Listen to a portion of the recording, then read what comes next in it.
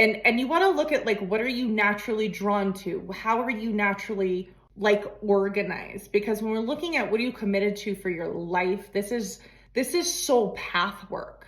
This is higher consciousness work. This is the premise that we incarnated at this time, during this time, for a reason. And what is that? So it's the bigger meaning, the bigger life purpose, the bigger guidance system. And so for me, I was talking to Ronnie about this earlier. I remember being in middle school. My mom loved garage sales. Like we went to garage sales all the time.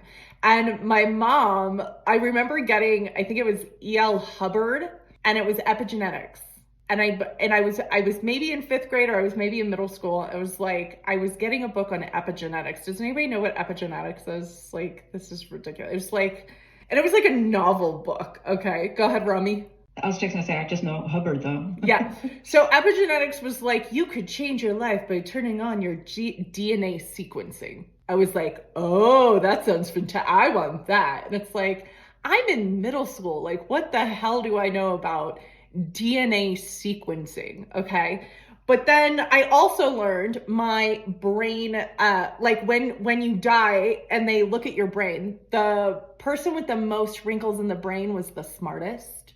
And I was like, oh, I want to have like the most wrinkly brain ever, And like, so if you look at my path, it's always to be like, gain more wisdom, gain more knowledge, gain more intelligence, be the best at whatever I'm doing, whatever I'm interested in. Like I become like a sponge of like this information. And so that's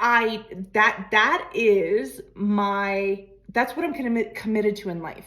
I'm committed to being the best version of myself, gaining the most wisdom, like following the most like knowledge. And so one of the things that we do on our emails, I'll be like, oh, let's give the update for what happened in the world this week. And Ronnie's like, how do you know? Like, what the fuck? Like, I'm like, did you see this? Ronnie's like, no, I didn't see. How do you see that? And I'm like, I want to know what's happening everywhere. Okay. So it's like from micro to macro, like all spaces and times, I want to know, I want to have that knowledge, I want to have that wisdom, I want to like be engrossed in it. Okay. When you know what you're committed to and you can like really, really know, right? So for me, it's that wisdom, it's that knowledge, it's that thing. The next step is going to be the surrender to it. And this is where y'all know I love ease. I love ease. I love peace. I don't like a lot of tumultuation.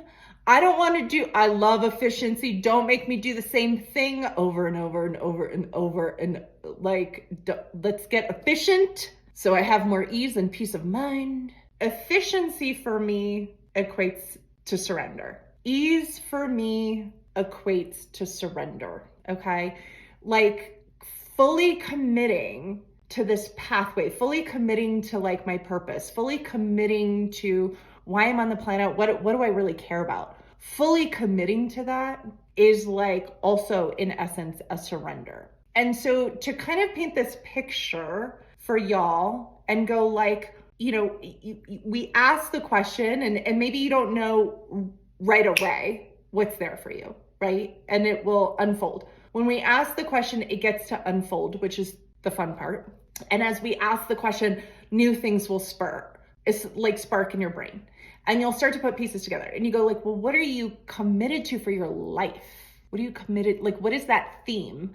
That becomes something that we can anchor in the new year. So you could have like my 2025, like I know I'm committed to this theme for my life. Now it becomes a theme for 2025. Now it becomes a North Star guiding point.